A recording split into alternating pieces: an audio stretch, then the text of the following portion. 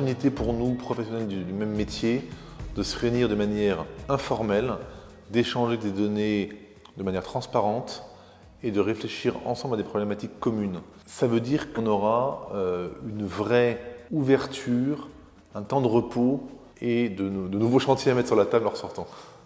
Le mélange des intervenants enrichit le propos de manière importante et permet effectivement de comprendre la préoccupation, la problématique de chacun des acteurs et des intervenants de la filière. Et c'est très très riche de ne pas être simplement que des fabricants ou que des distributeurs, mais vraiment de mélanger l'ensemble des acteurs. On a affaire à des gens qui réfléchissent beaucoup à leur concept et à essayer de l'expliquer. Ça crée un moment d'interaction entre les entreprises. C'est le moment où ils se parlent, où ils exposent leur vision de l'avenir de leur marché.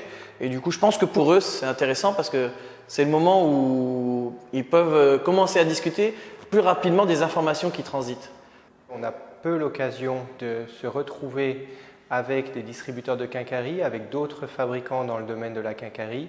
Ces problématiques qui sont communes, qui touchent au monde du développement produit, de la sécurité, de l'environnement, de la productivité au travail, tous ces sujets-là sont bien souvent noyés dans des discussions à caractère commercial. Et c'est vrai que de pouvoir sortir du cadre des discussions quotidiennes nous permet d'aborder ces problématiques qui nous touchent tous. Je pense que c'est important de démarrer cette table ronde par un point conjecture avec l'ensemble des intervenants, des industriels, de différentes typologies de produits, des distributeurs qui fonctionnent dans un même univers. Ça nous permet de nous situer, est-ce qu'on est bien, est-ce qu'on est en retard, est-ce qu'on est en phase. Et puis ça permet aussi, je vais dire, de donner le là, puisque tout le monde joue la transparence. C'est une bonne surprise, c'est cette liberté de parole que se donnent la plupart des participants avec des échanges nourris et directs et francs. Les gens n'hésitent pas à entamer des débats contradictoires et je trouve ça bien et sain pour notre métier d'avoir des points de vue très différents qui s'échangent. C'est le genre de réunion où tout le monde peut s'exprimer. Marie-Josée et Nicole s'y attellent très très bien. Nous avons échangé avec les fabricants, les distributeurs, des différents produits qu'ils proposent, de la filière de distribution, la filière de qualité, le recyclage, enfin tout ce qui concerne nos professions, aussi bien installateurs que fabricants.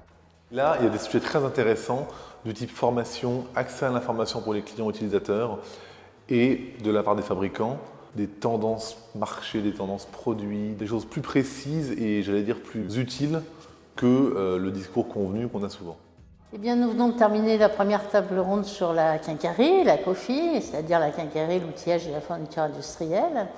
Et comme d'habitude, il y a une espèce d'effet magique où ils sont très très contents de se parler. Comme il y en a certains qui étaient déjà venus à nos tables rondes, ça créait un effet d'émulation.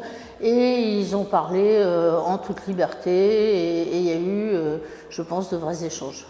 Vous pourrez retrouver l'ensemble du compte-rendu de cette table ronde dans le numéro de janvier de Bricomag, qui sera également le compte-rendu de Batimat.